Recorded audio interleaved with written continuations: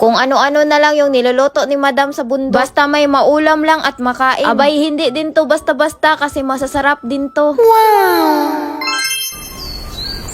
Ang ganda nga ng panahon. Sakto lang yung init dito sa bundok. Kahit tanghaling tapat na. Eto nga si Madam, bising-busy na sa pagbabalat nitong kamote. May gagawin na naman siyang eksperimentong lulutuin na namana pa niya sa lola't lola niya. O diba, may natutunan si Madam nung kabataan pa niya. Binalatan niya ang kamote at hiniwa ng ganito kaliliit. Steady lang kayo dyan kasi magsasaing pa lang si Madam. Nagtakal na siya ng bigas na mais tapos sinugasan na niya. Siyempre, minikos-mekos na niya para mabilisang hugas lang ba. Matik, sinalang na dito sa organic nilang kalan.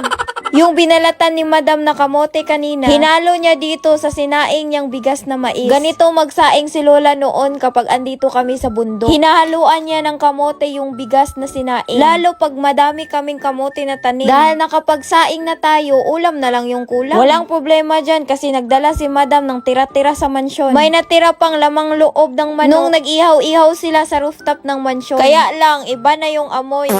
Alam mo nang mabaho na, inamoy mo pa Madam. Hanapan mo na lang yan ng paraan. Easy lang sa'yo yan kasi dyan ka magaling. Hinugasan na nga ni Madam para mabawas-bawasan yung amoy.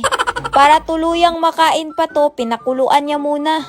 Nilagyan niya ng asin tapos itong paminta. Tapos tatakpan ni Madam yan gamit itong DIY na takip. Sos, hindi na tayo mag-inarte dito. Malamang nasa bundok, kulang-kulang yung mga gamit. Bahala na si Madam dyan kung anong discarding gagawin niya.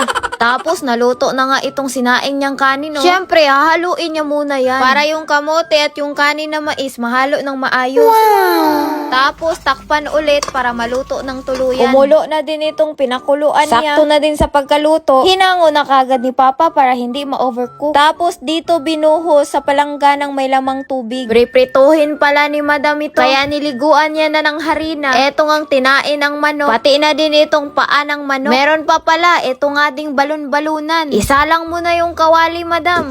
Binuhos na din ni Madam itong isang cellophane na mantika. Prito lang kasi yung alam ni Madam na luto. Mas mabuti na din to para maging crispy lalo pat may amoy na. Iba din tong pinirito ni Madam, nananakit pa. Talagang mabugbog sarado pa si Madam bago makrispy to ng tuluyan. Dahil luto na to bago ipinirito, kaya mabilisang prito lang ang mangyayari dito. Wow! Kakayanin pa ba nitong mantika na to? Parang hindi na to mantika kasi kulay asitin na.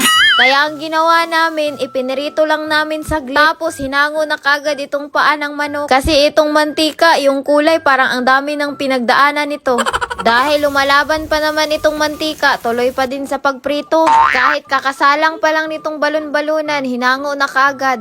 Abay, crispy na din naman tignan to. Wow! Dahil meron pa ngang natirang harina, naisipan ni Madam na gawin na lang itong sausawan. Iniluto niya at ginawang gravy. Woo! Pero hindi pa talaga nakontento si Madam. Binalatan nga niya itong sibuyas at hiniwa kasi gagawa nga siya ng ibang sausawan. Mas masarap din kasi kapag suka yung isasawsaw mo nito. Naglagay din si Madam ng paminta. Siyempre, haluan din ni Madam ito ng sili. Nako, kumpleto na talaga itong sausawan ni Madam. Titikman na kagad ni Madam yan, no? Dahil siya yung nagluto niyan, siya yung unang titikim. Gaano ba ka-crispy yan, Madam?